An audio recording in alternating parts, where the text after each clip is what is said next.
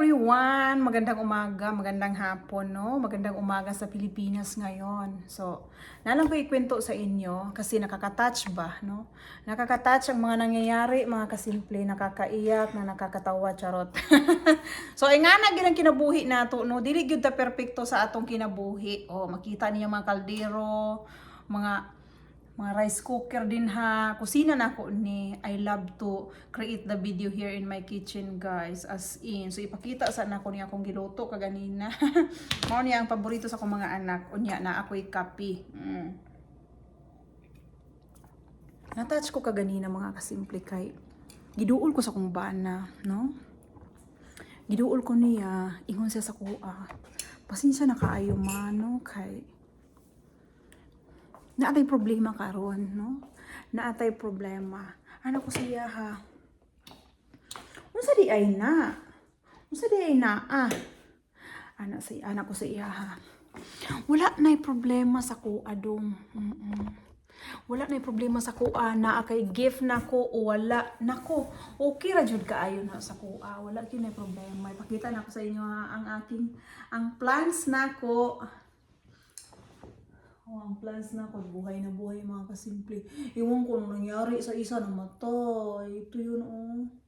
Yung isa, guys, tingnan nyo, oh. Mayroon malaya-laya ba? I-check ko yan mamaya after natin mag-create ng video. So, nagsundo pa pala yung aking asawa.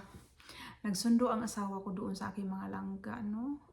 Siya ang in charge ngayon. Sabi ko, gikapoy ko doon, ikaw sundo dito. Ito na nga mga kasimple, no?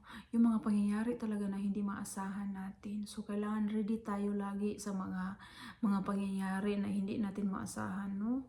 So, ito pala may kwento ko. Kasi, ganina ba, giduol ko niya, ano siya sa kuha. Dahil, pasensya na kay, dili ta ka-celebrate o kuan, Valentine's Day. Unya, wala ko regalo nimo. Wala, nakaingon jud ko sa iya ha. Unsa di ay?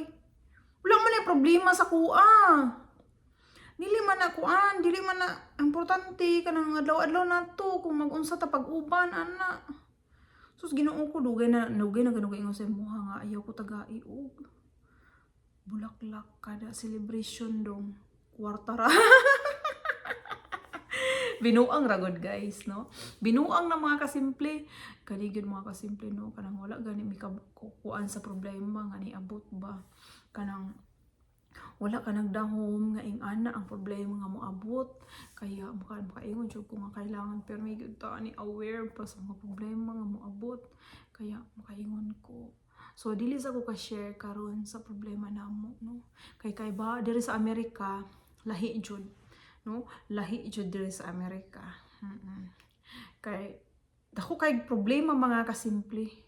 Pila ka adlaw nagilak-hilak jud ko ana mga kasimple kay 2 nights gyud, 2 nights kay kung bana wa gyud siya ni kaon. Wa gyud siya ni kaon kay ngano. Kay ang among kwarta gidrain gyud tanan, no? Gidrain ang among kwarta. So makaingon ko.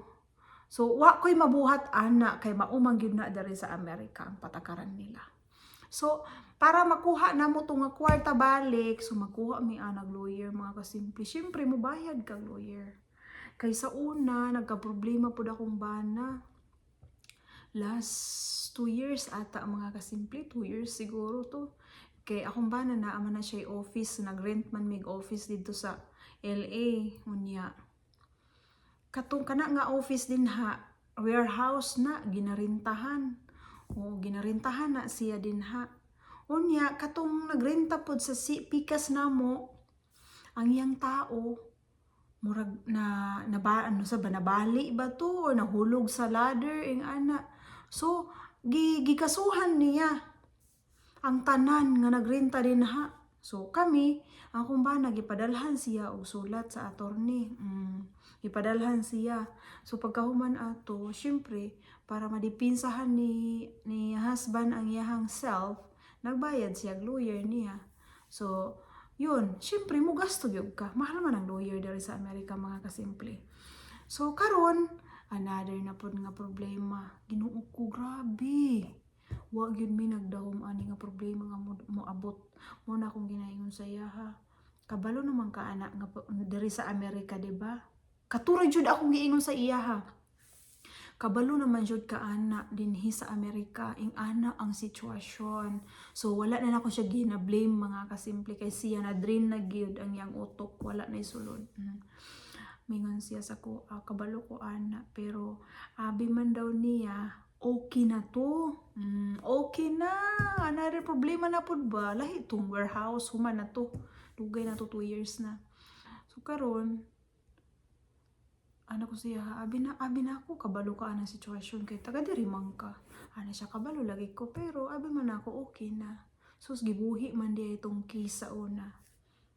So see you next video. Buhion na to ni nga case, unsa gyud ning case ni nga papangkano sa una. Kani mga kasimple. So ano ni siya mga kasimple? At least responsible siya nga tatay, no? Responsible siya nga tatay sa pagkaamahan sa iyang unang mga anak. Kaya yun lang, nagkataon lang jud nga naay problema. Nagkataon nga naay pandemic, kaya baba tanan ang iyahang negosyo, tanan walay kita.